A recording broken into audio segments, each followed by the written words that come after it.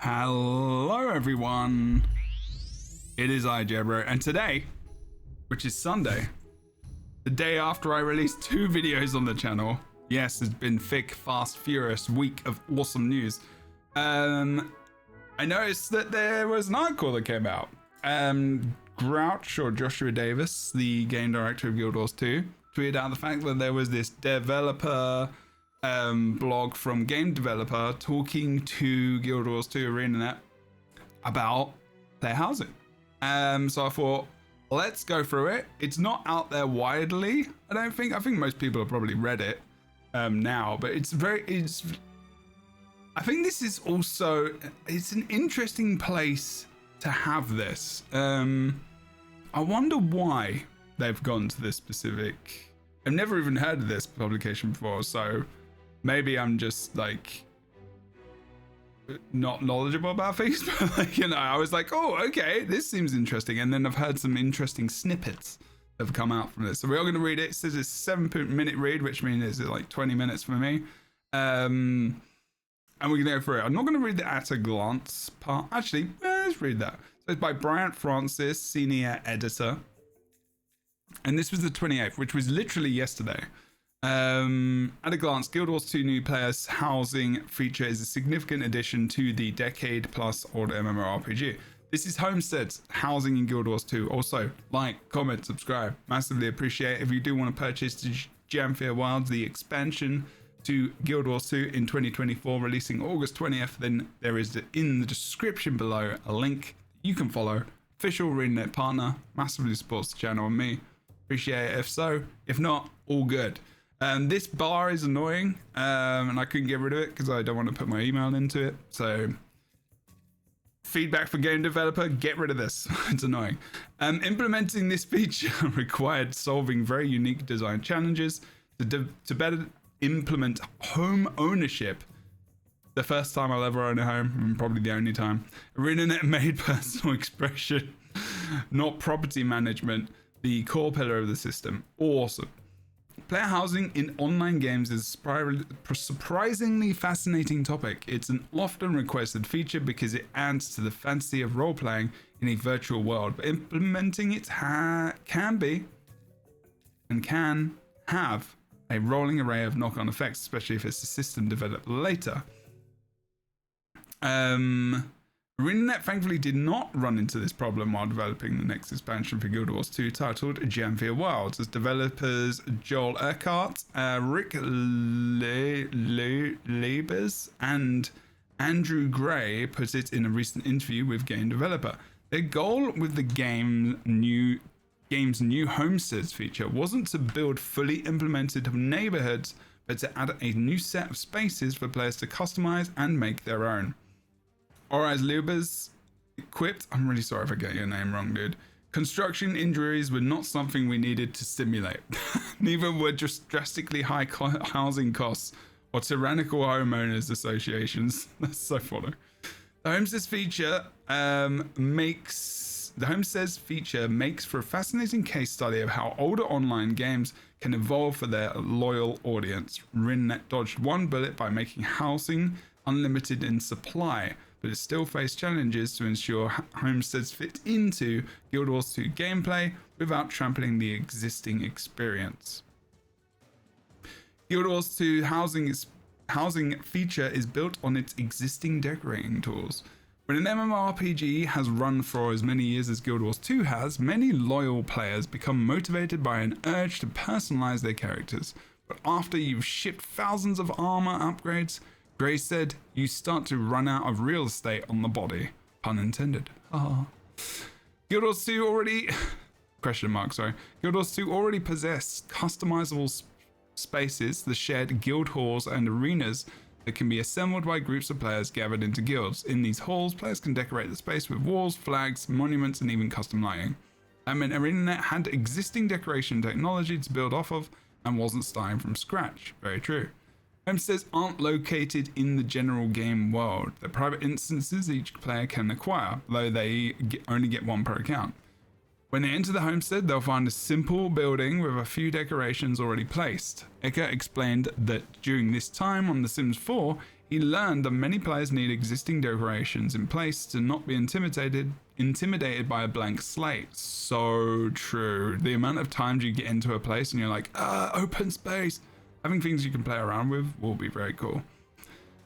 On The Sims, what we found was that there was a large amount of player base that needed some example or to ramp off of. He alluded to how writers, like yours truly, can be intimidated by a basic blank page. You're presented with a lot of freedom, but also that freedom can be kind of scary sometimes. Very true. After deciding to decorate their space, they can also determine what privileges their friends will have when inviting them over. They can turn on or off fall. Wait, what? They can turn on or off fall damage and build custom jumping puzzles. That's cool. They can establish resource nodes that can work together to farm. Wait, would that be pulling their own into someone else's? I wonder if that's... You can turn on or off fall damage. They can establish resource nodes that they can work together to farm. I wonder if you can pull your own nodes into other people's instances. And if that's the case, it would just be one thing. It wouldn't exist anywhere else. I actually think that would be really cool if you could do that. Here's where things get interesting. Homes in Guild Wars 2 do not serve the same function as homes in the real world. They aren't even comparable to homes players will assemble in survival games like Minecraft, Rust, or Enshrouded. The Guild Wars 2 players wander out in the world to delve into dungeons and fight raid bosses. Homes aren't exposed to the dangers of monsters or outside elements. In some respects, there is much of a space to be visited rather than a place to start and end their day. That's all intentional on ArenaNet's part, said Grade. Our thoughts were more about how to push you back out into the world, he explained. The team hated the idea that players would feel that homesteads were obligatory to the adventuring experience. Not every player will enjoy having to grind out resources in their home base before heading out for the day. This decision had a fascinating ripple effect on creating systems for Homestead. Like the experience points economies, for instance. The experience points economies. For instance, even though players are crafting many decorations to place in their homes, the decorating system doesn't use the crafting XP system. It uses what Guild Wars 2 refers to as the Mastery XP, a progression system for players that reached maximum level with a character. Mastery XP, as we all know, is earned by going out into the world and doing the things. Greg explained that it like this: if a player wanted to make a homestead item, they required a high amount of crafting XP. The quickest way to unlock it would be to stand still and just click craft object over and over again to crank that number up. If the player goes out into the world and earns Mastery XP, then they're actually playing Guild Wars 2 while chasing their homestead goals. Gray said that ArenaNet wants homesteads to be engaging as many players as possible. Studio's goal is that if a player is regularly playing Guild Wars 2 and engaging with the content from its many expansions, that they can count on finding something fun to do out in the homestead. Nice. Okay. More interesting insight here as well. Adding decorating tools to a 12-year-old game isn't easy, of course. Guild Wars 2 doesn't follow in the footsteps of survival games where players build their homes and decorations brick by brick, because it's an evolution of the existing decoration tool. It's meant to let players enter a fly mode and navigate their camera around the space, which is what the B is. Playtesting the Homestead feature also inspired ArenaNet to design new tools, and players will have access to a wireframe mode in their home area that can render objects in their homestead as easily visible outlines. Oh, that's right. That was the X-ray thing. Be able to see through obstacles and terrain and be better able to find decorative objects that they have misplaced or previously buried in the ground. Expanding the existing decoration tool came with some self-inflicted tech debt. Arena decided that if it was going to update the existing decoration tools for homesteads, they needed to retroactively update for guild halls as well. After all, there will be still players more invested in decorating their guild's stomping grounds than their own home. Leaving them with simpler tools could lead to unnecessary disappointment. Then there's maybe the more important issue: updating how decorative objects work across Guild Wars 2 would break how those objects with the old decorating tools, oh my god, Entire halls would be thrown into ruin. Obviously, that's not an agreeable outcome. Maybe the biggest limitation, Gray said, was the data storage on an elder game can be a complicated task. That's so true. That's why players are only allowed one Homestead Pro account that's shared across all of their characters. Gray recorded that the team was trying to figure out the maximum amount of inhabitable space, number of decorations, all sorts of things that could allow us to push the envelope. If every player were allowed to have a homestead versus every player account, it would drastically shrink how expensive homesteads could be. Gray and Livers made familiar overtures to the idea that adding player housing to an MMORPG needs to obviously be fun before it's realistic. But adding this feature so late in the game's life shows the creativity needed to even make such a feature fun. It doesn't simulate a realistic experience of living in a fantasy world, trading ordinary tasks like gathering resources and assembling buildings by hand to the process of just giving players easy tools to plop down furniture where they see fit. But if the purpose of your housing system is self-expression and not survivability, why would players want to stimulate the everyday challenges of home ownership? Prioritizing player creativity shows how Arena and other developers can nurture more and more life out of long-running online games. Lovely. It didn't really give me a lot of extra stuff, but it gives you a little bit of extra information in terms of like their ideas of what they want housing to be and what it's just really good. And they in that whole last segment there is so indicative of how like other MMORPGs extend their life, and housing is one of those ways. Like if you think about the amount of people who are going to create content around what can you build in Guild Wars 2, what is the best way to build in Guild Wars 2, how do you do this, how do you do that, it's like coming up with like, you know, strategies of how to build things, how to clip things into walls, how to, you know, place things in different places to make it, I don't know, feel more immersive, etc., like different structures you can build. Like if you go and look on Elder Scrolls Online and stuff, you can see ridiculous things that have been built. People built like the Death Star, Star Wars battles, like ridiculous stuff that's so cool, and I am so excited to see exactly what people come up with.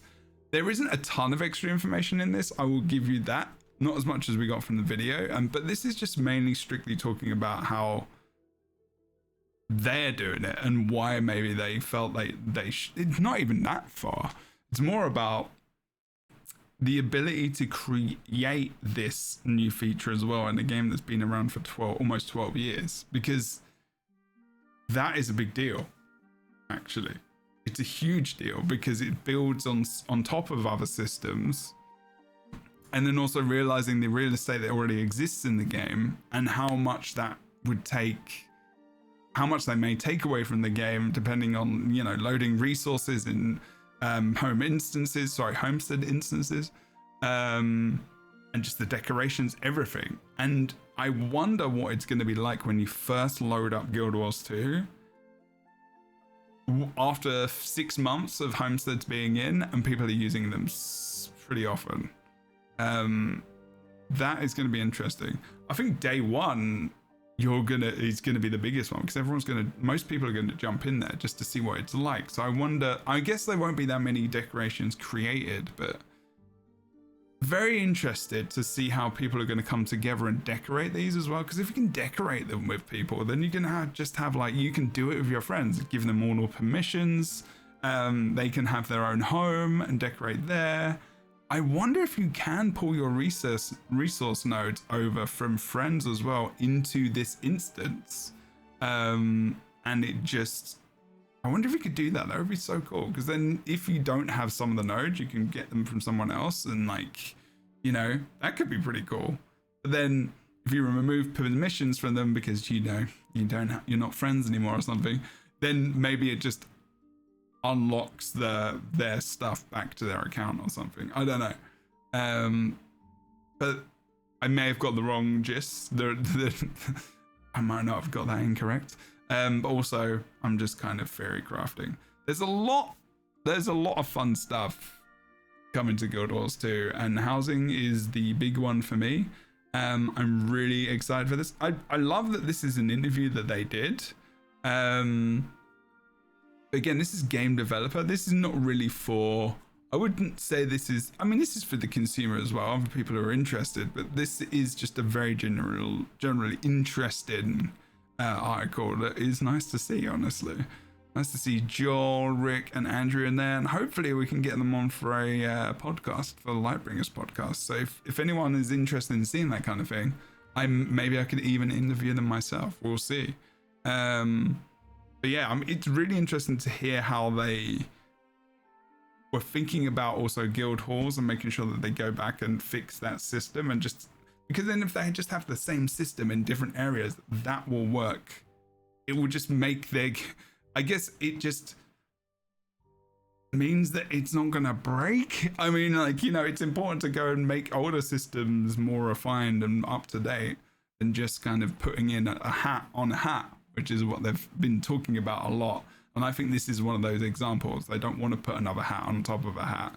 They want to, you know, maybe reshape the hat, maybe give it a fresh coat of paint. I don't know. I'm talking rubbish.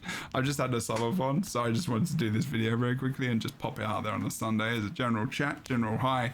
I hope you're all good. Enjoy the rest of your week. Happy 4th of July to Americans and also to the UK, because hopefully we'll be free of the Tories, which will be wicked. I live in America though, so I get to celebrate the 4th of July now for a different reason. Okay. Everyone, thanks so much for watching. Take care. Don't forget to like, comment, subscribe. I'm just here chatting, chilling with you on a Sunday. See you soon. Take care. Awkward exit. Bye.